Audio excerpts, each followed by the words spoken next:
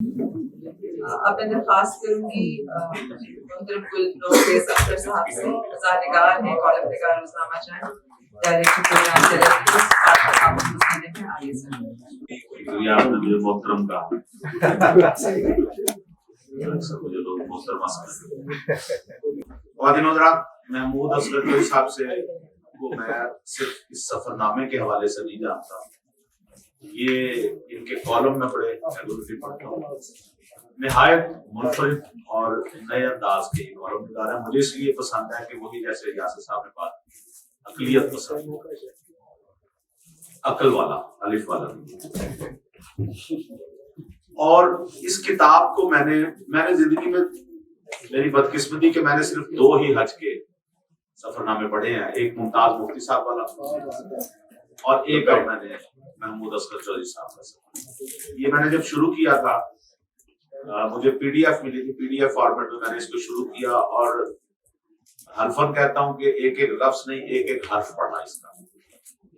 اس کی وجہ یہ ہے کہ یہ محض سفر نامہ نہیں بلکہ بڑے مزیدار ایک کہانی ہے جو انہوں نے بیان کیا، اور اتنا ربط ہے الفاظ میں، آپ اسے درمیان میں چھوڑ نہیں سکتے۔ مسلسل پڑھتے رہیں تو آپ، اگر آپ کی سپیڈ ہے تو 2 گھنٹوں میں آپ ختم کر دیں۔ تو محمود اصغر چوہدری صاحب آپ کا، اور عباس تابش صاحب، وسیع شاہ، حبیب اکرم، یاسر پیرزادہ صاحب، ڈاکٹر صاحبہ، آپ سب کا شکریہ، حسین شرائع صاحب، یہ سب میرے دوست ہیں۔ اور حج کے حوالے سے مجھے میرے اندر حج کا ایک خاص وہ بنا ہوا ہے تصور۔ میری تائی، اللہ انہیں جنت نصیب کرے، وہ جب پہلی دفعہ حج کر کے آئی تو وہ کہا کرتی تھی اتر حج تھے صرف سعودی عرب تائی۔ اچھا، اس وقت مجھے لگتا تھا کہ شاید کوئی تھائی لینڈ کا بھی حج ہوتا ہے، یہ بھی علاقے حج میں آتے ہوں۔ دوسری دفعہ مجھے حج کا تصور میرا تھوڑا سا بدلا۔ ہمارے محلے میں ایک صاحب تھے، دکان سے انہوں نے کافی ادھار چیزیں لی ہوئی تھی، تو دکاندار روز پوچھتا تھا کتنے گیا بندہ فلانا، شبیر کتنے گیا، شبیر صاحب غائب ہو جاتے تھے۔ تو ایک دفعہ وہ 3-4 ماہ کے لیے غائب ہو گئے، دکاندار بڑا پریشان کہ وہ مل نہیں رہے۔ تو ایک دن اچانک واپس آئے، حج پہ چلے گئے تھے، واپس آئے، کہنے لگے یار شبیر کو چل رہا دکان، ہم جا رہے ہیں۔ دکاندار نے دیکھا تو خوش ہو گیا کہ شاید میرا قرضہ لٹانے آیا، کہتے کاٹ کھاتا۔ دکاندار نے فٹافٹ کھاتا کھولا، آگے لکھا تھا شبیر، کہتے نال حاجی لے لیا۔ ہمارے ہاں حاجی ہونا، انہوں نے لکھا بھی اپنی کتاب میں، کسی صحابی رضی اللہ تعالیٰ عنہ نے، کسی نے اپنے نام کے ساتھ حاجی نہیں لکھا، لیکن ہمارے ساتھ یہ بن گیا تھا حاجی، پھر الحاج۔ انہوں نے جیسا یاسر پیرزادہ نے بتایا، انہوں نے واقعہ اس میں لکھا، یہ جو فراڈ والا احمد کوئی نام تھا شاید ان کا، جن کے سب جو ساتھ ٹریول ایجنٹ فراڈ کرتا رہا، فراڈ کا واقعہ تو اپنی جگہ، اور فراڈ پہ یہ آمادہ رہے، بار بار اس سے دھوکہ کھاتے رہے، یہ بھی اپنی جگہ۔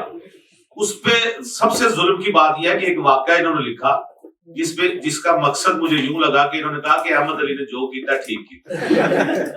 اس واقعے میں انہوں نے لکھا کہ ایک دفعہ ایک قصہ ہے کہ کچھ لوگ حج پہ جا رہے تھے، تو ایک بزرگ تھے جو دریا کے پار بیٹھے رہتے تھے گھات لگا کے، اور جو ہی حاجیوں کی کشتی وہاں پہنچتی تھی وہ حاجیوں کو لوٹ لیتے تھے۔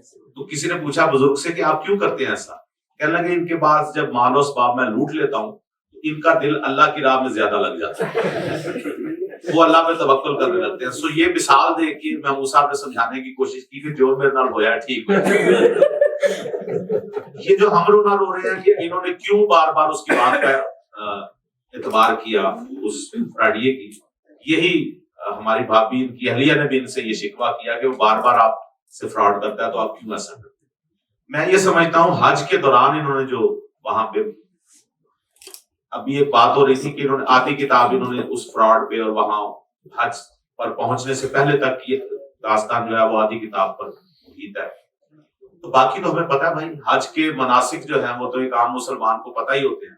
اصل کہانی ہی وہ ہے کہ جب انہیں ویزا ان کا ریجیکٹ ہو جاتا ہے اور یہ کس طرح سے وہاں پہنچتے ہیں۔ میں نے اس میں کچھ اپنے مطلب کی چیزیں تلاش کرنے کی کوشش کی، 2-4 چیزیں بڑی مجھے اس میں انہوں نے جو مزاح کا ٹچ دیا وہ بھی بڑا کمال ہے۔ مثلاً کہتے ہیں وہاں حج کے موقع پہ کوئی بزرگ تھے پاکستانی، وہ لوگوں کے سوالوں کے جواب دے رہے تھے، ایک جگہ انہوں نے محفل جمائی، وہاں ایک خاتون نے سوال کیا کہ میں کوئی حج کا ایک خاص رکن ہے، اس سے پہلے میں بال کٹوانا بھول گئی، کیا میرا حج ہو جائے گا؟ وہ بزرگ کہتے ہیں پہلی عورتیں جڑی بال کٹانے بھول گئی ہے، ورنہ ہر عورت کو بال کٹوانے کا شوق ہے۔ پھر اسی پہ ایک جملہ انہوں نے یہ تھا کہ ایک صاحب کہنے لگے کہ میں بڑے شیطان کو کنکر مارنا بھول گیا ہوں۔ وہ بزرگ کہنے لگے کیوں پتر ادھر نال کوئی رشتہ داری سی؟ تو اس جو حج کا سفر نامہ ان کا، اس کی مجھے جو کتاب میں پی ڈی ایف میں تھی، میرا خیال ہے آپ نے نام بعد میں اس کا مختصر کر دیا، وہ تھا تو وہ کوئی بات نہیں، وہ ہمارے پاس جو کتاب آئی تھی وہ مٹیریل سارا وہ یہی ہے۔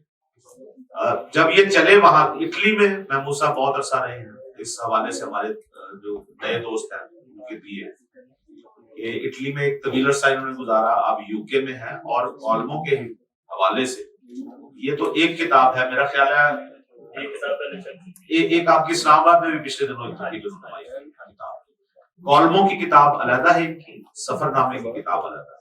تو جب آپ اس کتاب کو پڑھیں، میری گزارش ہے جو لوگ پڑھنا چاہتے ہیں کتاب کو، وہ کتاب کو خریدے ضرور، اور اگر خرید نہیں سکتے تو پھر پی ڈی ایف میں ضرور لے لیں کتاب، لیکن پڑھنا بڑا ضروری ہے۔